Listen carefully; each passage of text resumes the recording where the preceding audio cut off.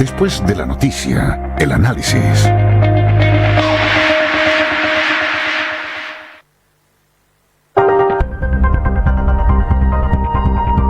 Polar Comunicaciones presenta programa especial COVID-19 en la emergencia.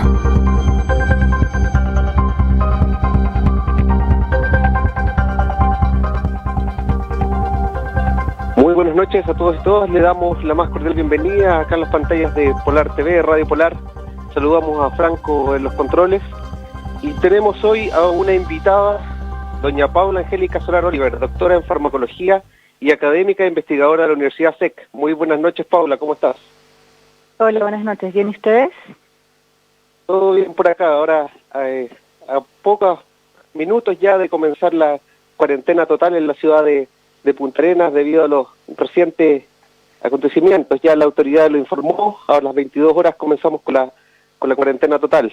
Así que quería pasar ya al tema, Paula, y comentarte sobre, hay algunos países ya que están comentando que podrían empezar a tratar esta pandemia con un medicamento, la hidroxicloroquina. Quería que tú nos digas algo. Vi una columna que apareció tuya en el Dínamo el día de hoy. Sí, mira, lo que pasa es que, bueno, acá hay también una confusión de nombre, un alcance. Hay dos fármacos en realidad, uno es la cloroquina y el otro es la hidroxicloroquina. Ambos fármacos sirven, digamos, o sea, se ha visto que pueden ser útiles para el tratamiento del COVID-19, pero es algo que está todavía en investigación. Ahora, ¿por qué se habla más de la cloroquina que de la hidroxicloroquina? Es porque la cloroquina es más antigua. La hidroxicloroquina es como el fármaco de segunda generación que vino después de la cloroquina y es bastante más cara. Y la cloroquina es fácil de producirla en grandes cantidades, por lo tanto, si es que se llegara a comprobar la utilidad para esta patología, sería de fácil acceso para toda la población. Y además, como la patente de este fármaco está vencida, tiene bajo costo. Por eso es un fármaco, digamos, que es un muy buen candidato como posible tratamiento para esta patología. Pero como posible tratamiento, sí, todavía no se comprueba que efectivamente sea así. Eso te iba a consultar. Me pareció escuchar el otro día a la autoridad de salud que decían que efectivamente este medicamento estaba como una alternativa, pero primero tenía que ser testeado y me parece que el ISP es el que tiene que dar el vamos en esta circunstancia. Sí y no, mira, lo que pasa es que este fármaco se probó en unos pacientes en Francia, pero fueron 20 y tantos pacientes. Para que uno pueda asegurar de que esto, digamos, tiene una efectividad, en los estudios clínicos se hacen en primera instancia con 200, después con 2000 y después se llega a una gran cantidad de pacientes. 20 pacientes a mí no me sirve para poder asegurar que va a tener un efecto. Eso por un lado. Entonces, ¿qué es lo que pasa? Que desde hace más o menos una semana, la OMS empezó a hacer un gran estudio multicéntrico en donde estaba hablando de distintos fármacos y uno de esos fármacos es la cloroquina. Y esos fármacos se están evaluando en distintos países y lo más probable es que en un mes tengamos ya la prueba con miles de pacientes para poder decir efectivamente si este fármaco es útil o no. Lo que se sabe hoy es que en un estudio muy pequeño que se hizo en Francia hubieron resultados que fueron bastante alentadores, no usando la cloroquina sola, sino que usándolo en conjunto con un antibiótico. Entonces igual llama la atención porque los antibióticos están hechos para bacterias, no contra virus. Sin embargo, en algunos pacientes se utilizó un antibiótico y se vio que el antibiótico en conjunto con la cloroquina disminuía algunos síntomas de la patología y estos pacientes, digamos, podían salir airosos del COVID-19. Pero el llamado que se hacía, disculpa, el llamado que escuché que se hacía era a no seguir el tema, por ejemplo, que en Chile es bastante habitual, igual que en otros países, de la automedicación también por los efectos secundarios que tendría este medicamento. Sí, o sea, tiene varios efectos secundarios, pero fuera de los efectos secundarios clásicos del medicamento, uno de los problemas que tiene es que todavía en este momento, si es que es efectivo, no se sabe cuál es la dosis más adecuada. ¿Por qué? Porque este fármaco era un antimalárico. Bueno, también se ocupa como antirreumatoideo y antiarrítmico. Entonces, ¿qué es lo que pasa? Que las dosis para una patología no necesariamente son las dosis adecuadas para otra. Entonces, lo que pasó cuando esto salió a la luz, hubo gente que empezó a automedicarse con altas dosis y es un fármaco que no tiene antídoto. Entonces, ya se han registrado al menos 3 muertes por esta causa. Por eso es súper importante que la gente no se automedique. porque además como más encima que no es un fármaco que sea muy utilizado, entonces si es que uno llega con un problema de intoxicación, además de no haber antídoto, es difícil que el personal de salud lo pueda, digamos, ver claramente que es una intoxicación por cloroquina. Paula, la otra consulta Entonces, que es te quería peligroso hacer... automedicarse siempre.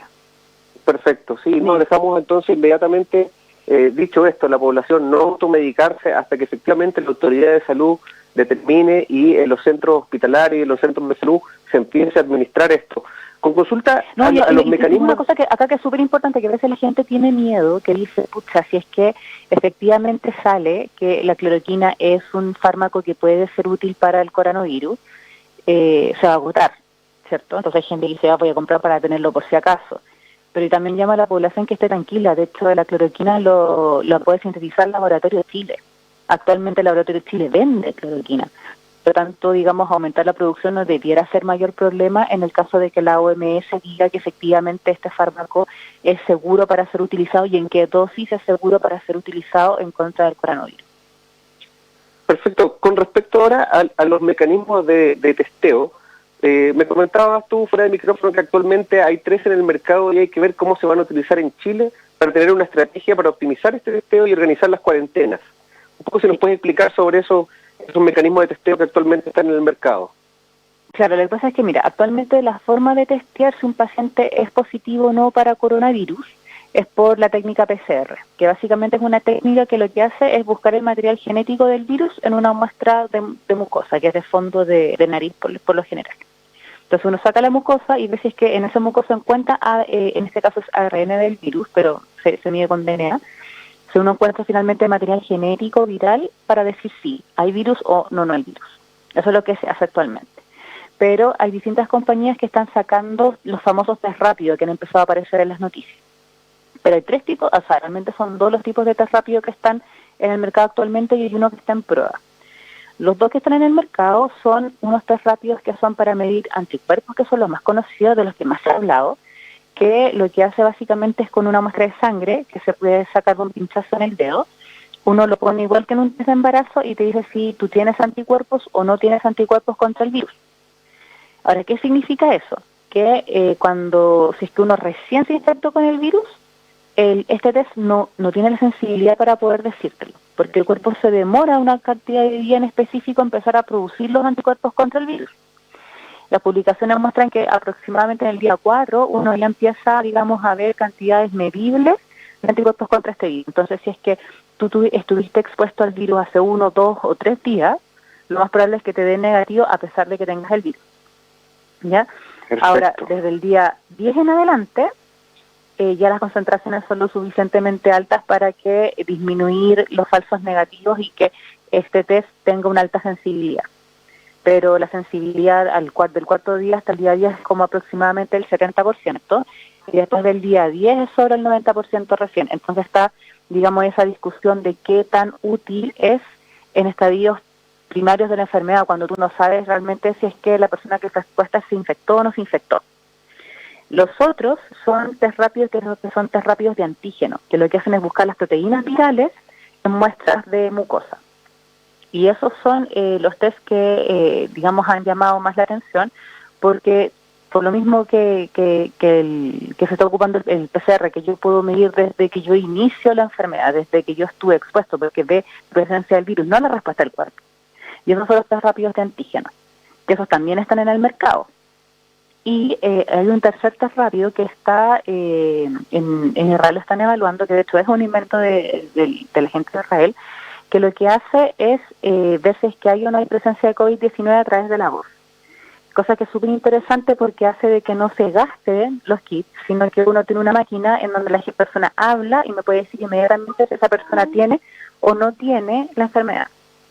Y ese todavía no está en el mercado por razones obvias. O sea, vamos a ver qué pasa en Israel y para, digamos, poder ver si es que es efectivo o no es efectivo este kit. Y solo para consultar acá, cuando te miden la voz, ¿qué sería lo que mide ahí para ver si es que efectivamente tienes o no? Mira, lo que pasa es que cuando te miden eso, uno puede ver algunas variaciones pequeñas en la voz que te dan disculpa que me interrumpo, que te dan una tipo de si es que en las cuerdas vocales puede estar o no estar alojado el virus. Y eso es lo que están investigando justamente ahora, qué tan efectivo es medirlo de esa manera. Ahora los expertos que digamos del área de cuerdas vocales dicen que efectivamente sí es posible. Perfecto, pero hay que medirlo todavía y ese es un tema que en Israel todavía está en proceso de investigación. Claro, ahora en Israel son súper rápidos para este tipo de cosas, así que a mí no me sorprendería que en un mes más digan que ya está desarrollado y que ya se puede vender en el mercado. Ahora, ¿qué es lo importante? Que de los que ya tenemos en el mercado y que están empezando justamente a llegar a Chile, que de hecho hay algunos municipios que han comprado test rápidos como Antofagasta, con el municipio de Las Condes, digamos que de hecho ya tienen esos kits a disposición para ser utilizados en la población. ¿Cómo los van a usar? Porque estos test son súper importantes, por ejemplo, en el caso de si yo quiero medirlos para ocupar estos test para poder descongestionar el ISP, que en este momento está súper congestionado con la cantidad de exámenes que tiene que hacer con PCR, porque el PCR demora, o sea, un PCR te demoras aproximadamente 2-3 horas en hacerlo. Además, la manipulación de la muestra es compleja, no lo puede hacer cualquier persona, tiene que ser en un recinto de salud. En cambio, los test rápidos tienen la ventaja que los puedes hacer dentro de un auto, los puedes hacer en el domicilio de la persona. Entonces, acá, igual que cuando uno habla del uso racional de los medicamentos, también tiene que hablar del uso racional de cómo yo utilizo los implementos médicos, en este caso de diagnóstico.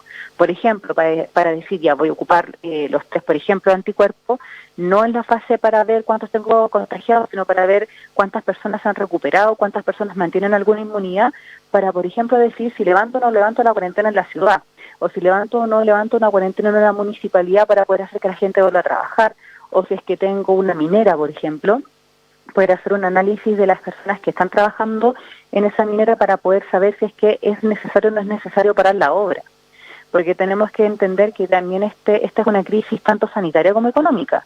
Los problemas económicos que vamos a tener de aquí en adelante van a ser bastante importantes, que es lo que está pasando en Italia, por ejemplo, que tenemos personas que ya tienen problemas porque no tienen la capacidad, digamos, de comprar los alimentos día a día, y que eso, digamos, ha llevado a tener enormes problemas con la población.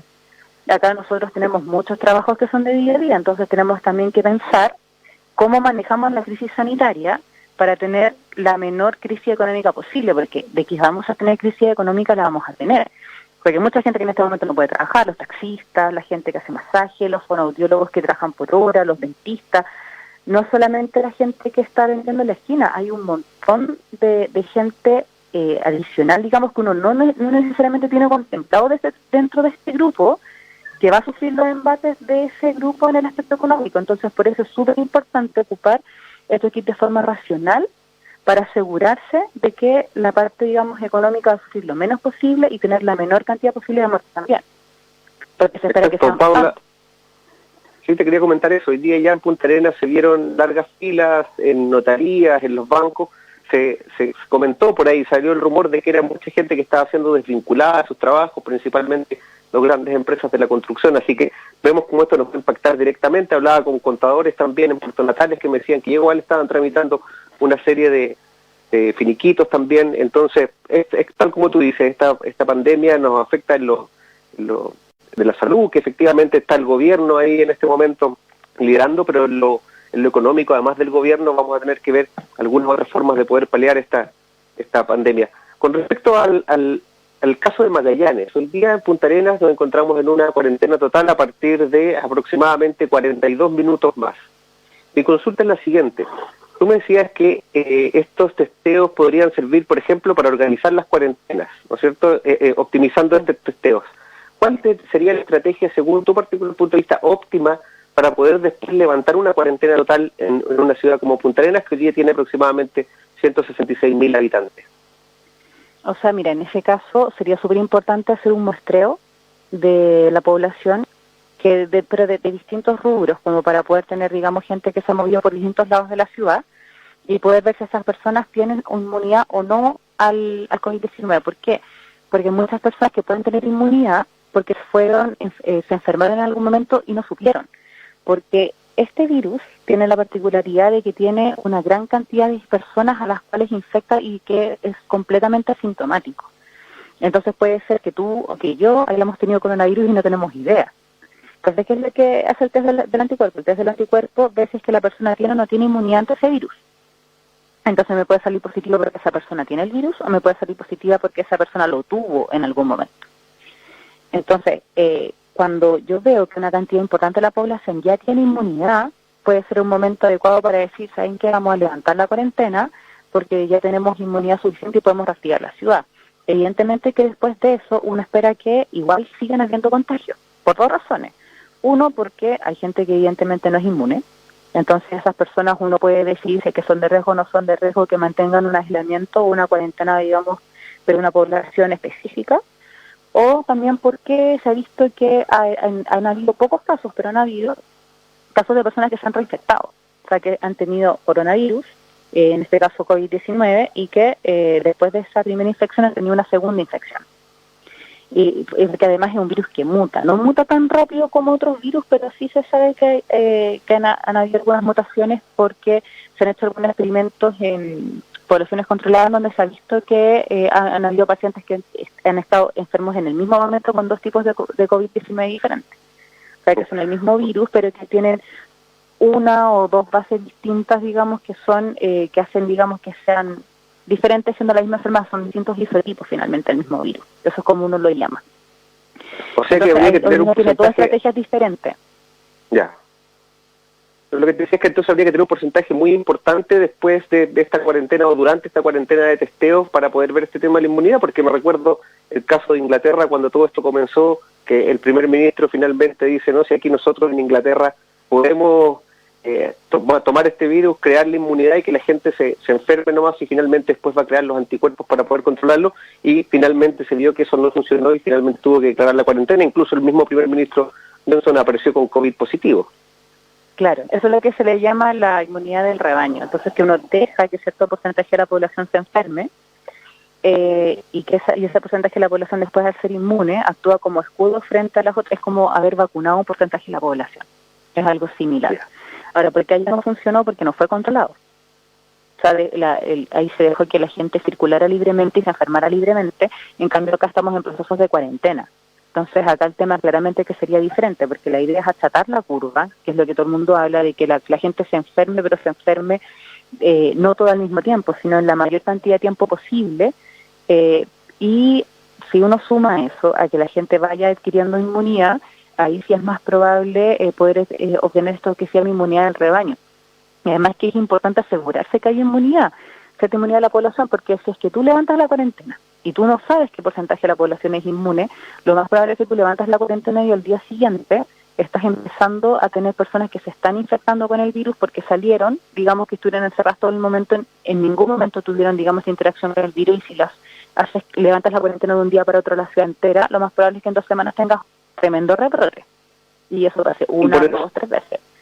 Y por eso sería tan importante entonces este aislamiento social en esta forma, ya que están de cuarentena progresiva en algún lado y en otros de cuarentena total, ¿no es cierto? Para finalmente evitar esta salida y este segundo rebrote, como podríamos denominarlo. Claro, exactamente. La otra consulta, hablamos también fuera de micrófono, tú me comentabas la importancia o no importancia, acá hay bastantes mitos con respecto al uso de mascarilla y guantes. He escuchado distintos especialistas en distintas partes. Algunos dicen, no, la mascarilla es solo para las personas que están infectadas, así que las otras personas no las compren porque finalmente nos lleva al desabastecimiento de mascarilla, y con los guantes lo mismo. Los guantes sirven, pero siempre y cuando los guantes no te los lleves a la cara también, porque si no finalmente igual entra por la T de la cara, que son los ojos, nariz y boca, por estas mucosas. ¿Cuál es tu percepción con respecto a este tema? ¿Quiénes deberían utilizar mascarillas? ¿Quiénes deberían utilizar guantes? O sea, en primer lugar, todos estos implementos de seguridad son de primera importancia para la primera línea, en este caso, que es el personal de salud. Y el Estado tiene que asegurarse de que todas las personas que trabajan en los servicios de salud y atendiendo personas las tengan. Eso es de primera necesidad. O sea, si es que no hay un abastecimiento en esa línea, el resto es mucho menos relevante. O sea, porque si cualquier persona se enferma de cualquier cosa y no tiene acceso a la salud, vamos a estar mal. Entonces, si es que el Estado, de hecho, tuviera la necesidad de incautarlas, debería hacerlo. Eso por un lado. Ahora, dicho eso, con respecto a la población general, si es que tú estás enfermo, debes usar mascarilla sí o sí. ¿Por qué? Porque este virus, como ya se ha hablado bastante, la forma de transmisión que tiene básicamente es por las gotículas de saliva en donde está alojado el virus. Y que uno las libera no solamente al toser, sino que al hablar también. Y cuando estas gotículas se liberan, yo puedo infectar a cualquier persona que esté a menos de 1,5 metros de distancia de mí, porque vuelan en el aire y pueden infectar a la persona que está al lado, pero también caen en las cosas, caen en las barandas, caen en distintas partes y queda, digamos, el virus alojado ahí. Y se ha visto que el virus se mantiene activo por bastante tiempo. No es que pase una hora y ya no esté inactivo, sino que se mantiene por bastante tiempo con posibilidad de infectar. Y por otro lado también, cuando yo toso en mi mano y yo toco cosas con mi mano, también, digamos, voy dejando el virus. Por lo tanto, es de suma importancia que si yo estoy enfermo, ocupe mascarilla sí o sí. Incluso dentro de mi casa, porque puedo infectar a las otras personas que viven conmigo, que, digamos, pueden estar teniendo una función de cuidado conmigo. Entonces también es por cuidar a la familia. Ahora, ¿cuál es el problema? Que nosotros estamos en fase 4. Entonces, estando en fase 4, una de las cosas que uno asume es que todos están enfermos. Por lo tanto, si uno se pone en ese escenario, en realidad todos deberían usar mascarilla, especialmente en los lugares públicos. ¿Cuál es el problema? Primero, que el desabastecimiento de mascarillas, que yo espero que eso, digamos, se vea mejore en las próximas semanas, próximos días incluso, porque hay bastantes iniciativas en Chile de fabricación de mascarillas, además de que se están trayendo hartas mascarillas. Entonces esperemos que eso no suceda. Pero tomando en cuenta eso, en realidad la población que va a lugares públicos y que estén cerrados, según mi percepción, sí debiera usar mascarilla. Pero si es que están lugares cerrados, no si están lugares abiertos, porque en los lugares abiertos no es necesario. En los lugares abiertos estas gotículas no se quedan, digamos, dando vuelta en el ambiente, caen. Pero ¿qué pasa en lugares cerrados? En lugares cerrados se ha visto que unas gotas que son un poco más pequeñas que las famosas gotículas que caen al 1,5 metros, quedan flotando en el ambiente. Y si ese ambiente, digamos, es un ambiente cerrado que no ha sido ventilado, se pueden mantener bastantes horas incluso dando vueltas. Y todavía no se sabe si es que el virus se mantiene en estas gotitas más pequeñas o no. La evidencia dice que lo más probable es que no, porque es un virus bastante grande. Entonces, como es un virus bastante grande, necesita que la gota de agua también lo sea. Pero no está completamente comprobado de que no sea así.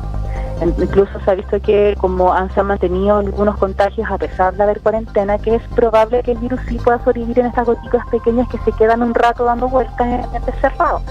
Por lo tanto, en el caso de que hubiera mascarilla, yo recomiendo que sí se utilicen, especialmente en el metro, en el transporte público, en los supermercados, etcétera. Guantes, la verdad es que yo encuentro que no sirven para nada. Porque si tú ocupas un guante te da una falsa sensación de seguridad, porque si te tocas la cara, te rasca los ojos con el guante, no tiene ningún sentido. Al final acá lo importante es el lavado de manos. O sea, andas con guantes te los tienes que estar cambiando o estar lavando los guantes. No tiene mucho sentido, a mi entender, que la población use guantes. Pero mascarilla, además hay que saber usarla. Hay gente que se pone la mascarilla y porque le molesta se pasa tocando la cara. También es contraproducente, entonces es un tema que es súper multifactorial. Ahora la otra consulta es, hemos visto mucha gente que está ocupando acá en Magallanes estos cuellos o pañuelos que se ocupan habitualmente para montaña y algunos otros tipos de telas como mascarillas. ¿Son eficientes para controlar estas micropartículas que podrían estar en el aire? No, porque son partículas pequeñas que pasan a través de las telas. Las mascarillas, de hecho, que funcionan no son de tela, porque las telas al final es un entretejido, por ejemplo, de algodón o poliéster o lo que sea. Entonces tienen agujeros, digamos, entre medio de este entretejido por donde pasan igual las partículas. Las mascarillas, que son clínicas, son de otra manera similar al de los pañales de guagua. Finalmente es como un prensado de tela. Entonces no existen estos agujeros entre medio. Por eso las mascarillas de tela, hay algunas mascarillas de tela que vienen con un filtro intercambiable por dentro, entonces que uno les puede ir cambiando el filtro y que el filtro es reutilizable y dura, digamos, 2 semanas, cosas por el estilo. Pero ocupar cualquier tela en sí no te va a proteger como te protege una mascarilla. Más si es que es un pañuelo que estás utilizando y que lo utilizas y que después no lo lavas, sino que utilizas el mismo, te lo pones por el otro lado. Ahora, entre eso y nada, a veces es mejor eso. Claro, ¿por qué? Porque más que porque tú vayas a respirar algo, es para evitar también que la gente tire menos gotículas al aire. Porque al final van a quedar algunas gotículas atrapadas en el pañuelo. Entonces es más por un tema de solidaridad, porque yo insisto, en este momento uno tiene que asumir que todos estamos contagiados. Y uno debiera tener la responsabilidad de actuar de esa manera. Y por lo mismo estar aislado, por lo mismo, digamos, tratar de no tener cuidado de no tirar estas gotículas, y una forma de no tirar estas gotículas puede ser justamente usando un pañuelo. Más que de protección, eso debería de no contagiar a otros o disminuir la probabilidad de contagio porque tiro menos gotículas al ambiente. Bueno, Paula, te damos las gracias y ya vamos cerrando este bloque. Tenemos que dejar también que Franco, nuestro control, ahora pueda salir del canal porque estamos ya a media hora de la cuarentena total en la ciudad de Punta Arenas. Así que les invitamos a todos, obviamente, a quedarse en sus casas, a seguir las recomendaciones que Paula Angélica Solar Oliver, doctora en farmacología y academia investigadora de la Universidad, nos acaba de dar. Muchas gracias, Paula, y te tendremos invitada para algún otro programa a medida que esto vaya avanzando. Ok, gracias a ti y bueno, muchas gracias por la invitación. Cuídense mucho y sean responsables. Eso finalmente es lo primordial, quedarse en casa. Muy buenas noches a todos y a todas. Les agradecemos por estar en este programa especial COVID-19 en la emergencia en Polar TV. Saludos a Franco y los dejamos invitados para un próximo programa. Muy buenas noches.